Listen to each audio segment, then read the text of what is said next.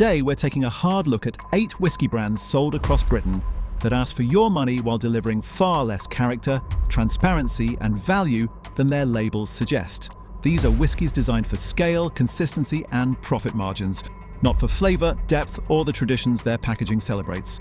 For decades, the British public trusted these names. Iconic bottles sat on our shelves, labels promised heritage, craftsmanship, and tradition. And many drinkers assumed that paying more meant getting better whiskey. Scottish imagery, Highland landscapes, and stories of master blenders created an expectation of quality rooted in history. But the reality of mass-market Scotch today looks very different. Much of the whiskey-filling British supermarket shelves has been optimized for industrial production rather than flavor development. Chill-filtered for stability, colored for uniform appearance, and blended to hit price points rather than showcase character. The result is whiskey that prioritizes consistency over individuality and marketing narratives over production transparency. Whiskey was once straightforward. Malted barley, water, yeast, oak casks, and time. Real time. Years spent developing flavor naturally.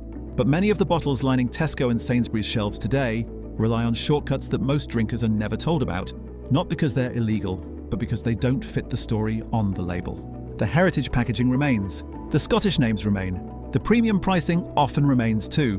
What's changed is what those things actually mean. This video isn't about legality.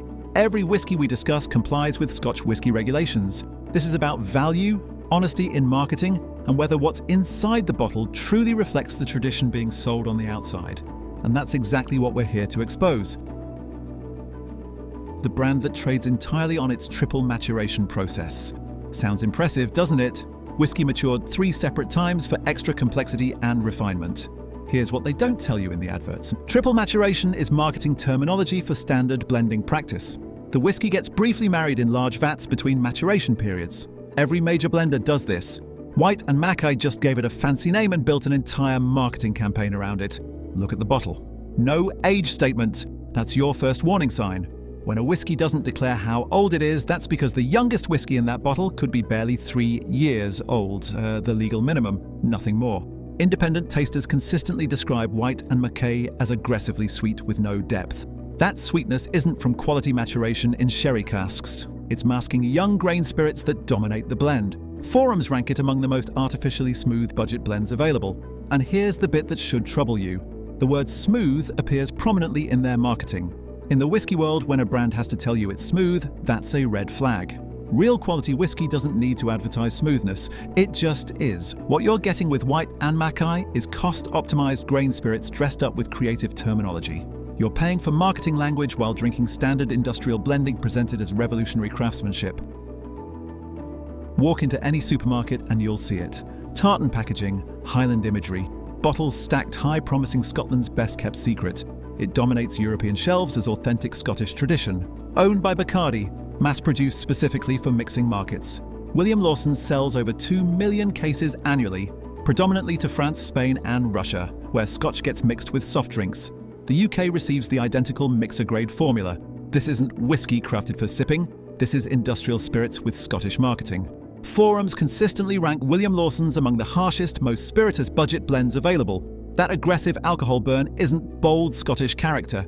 It's young grain whiskey, inadequately matured, bottled at minimum legal standards. The brand has undergone multiple ownership changes. Each corporate acquisition brought further cost reductions and quality compromises.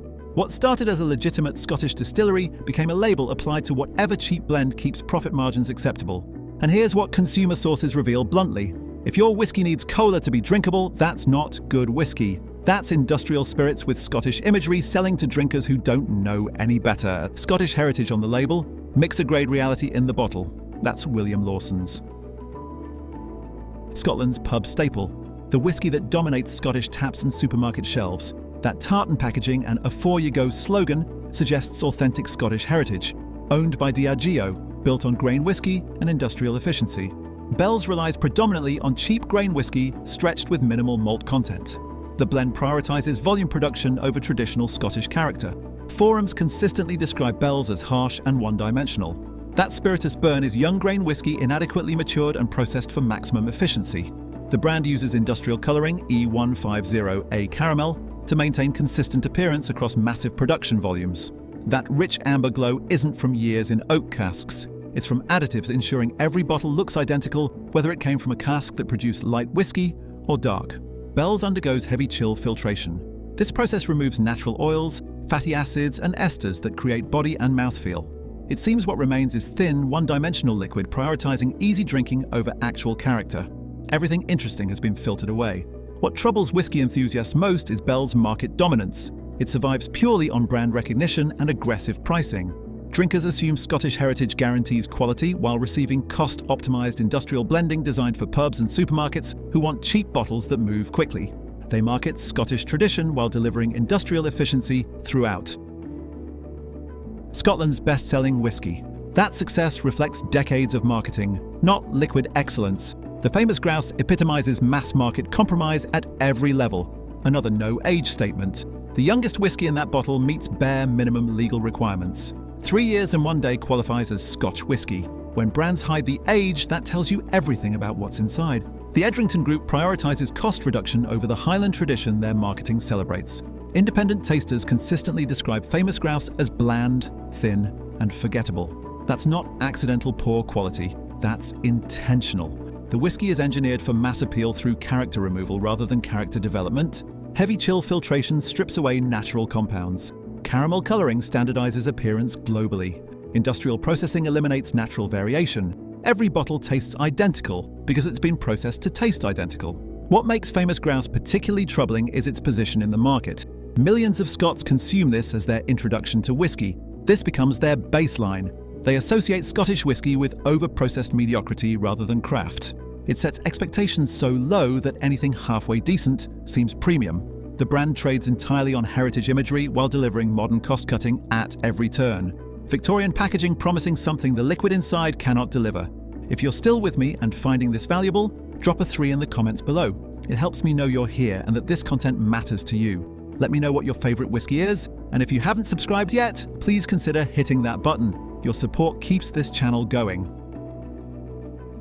Now we're getting into the premium shelf deceptions. The brand's charging significantly more while delivering the same industrial tricks as budget bottles. Chivas Regal 12 sits on premium shelves across Britain with sophisticated packaging and Royal Warrant heritage suggesting quality worth the price premium. That 12-year age statement should mean something. Here's what Pernod Ricard doesn't advertise. Chivas uses E number 150, a caramel coloring, to maintain identical appearance across millions of bottles.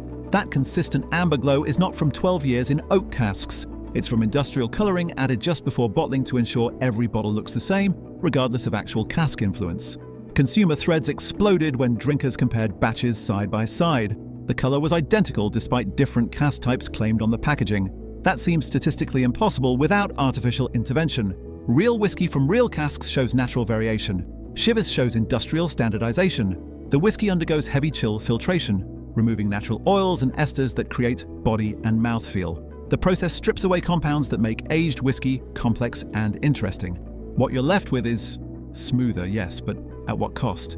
It seems everything that developed naturally over 12 years has been filtered back out. What makes Chivas particularly troubling is the heritage deception. The Strathlisle distillery dates back to 1786. Genuine Scottish whiskey-making history. But modern production prioritizes volume over traditional methods. You're paying premium prices for whiskey engineered for global consistency, not crafted for character. The premium step up from Red Label. That 12-year age statement and sophisticated marketing justify higher prices. But here's what Diageo's marketing obscures. The 12-year age statement only guarantees the youngest whiskey is 12 years old. The majority could be, and typically is, exactly 12 years and a few days. No expensive older stock gets used when younger whiskey meets legal requirements. They're not putting 18-year or 21-year whiskey in there out of generosity. They're using the absolute minimum that allows them to print 12 years on the label. Black Label contains the same E150, a caramel coloring, as cheaper blends. Industrial standardization prioritizing appearance over authentic variation. That deep amber color should vary batch to batch if it came purely from cask maturation. It doesn't. It looks identical because it's been colored to look identical. Forums consistently expose that Black Label tastes thin and manufactured compared to single malts at similar prices. That's overprocessing and strategic blending, minimizing character while maximizing profit per barrel. Independent reviews note the sameness across batches. Precision blending creates identical taste worldwide. That's factory consistency, not craftsmanship. Real whiskey shows batch variation because real casks influence whiskey differently. Black Label proves premium pricing doesn't guarantee premium ingredients or honest production. You're paying for heritage marketing while drinking strategically engineered global product designed for consistency over character. The fun Scotch for people who don't usually drink whiskey. That playful branding and craft image hide industrial reality. Monkey Shoulder is another no-age statement blend. The youngest whiskey could be barely 3 years old without any disclosure requirement. The batch numbering on each bottle suggests small-scale craft production. The reality is vastly different. Monkey Shoulder produces hundreds of thousands of cases annually. Mass production masked by craft marketing.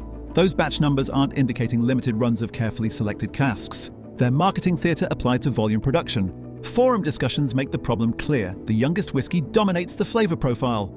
Any older whiskey appears purely for rounding and for marketing claims about hand-selected casks. Tasters consistently describe spirit heat and lack of complexity. These are textbook indicators of young whiskey rush to market. The brand targets younger drinkers and cocktail culture. There's absolutely nothing wrong with whiskey designed for mixing, except when premium pricing suggests sipping quality while delivering mixer-grade liquid. What makes Monkey Shoulder particularly cynical is the craft branding.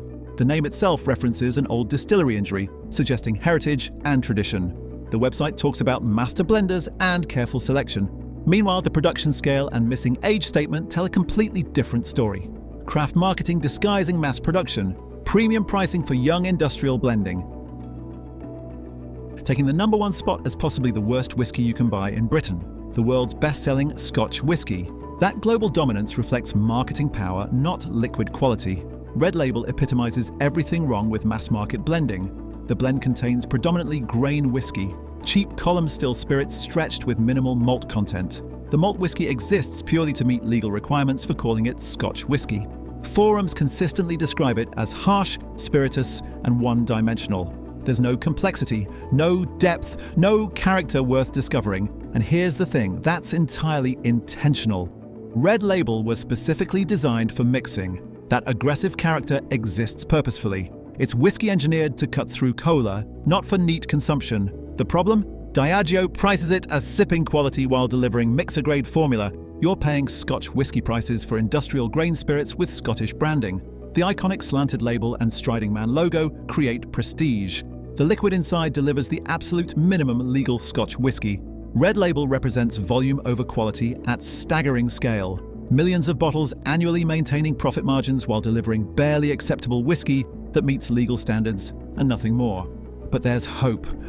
Not all whiskey has abandoned honesty. These 3 distilleries prove proper whiskey still exists.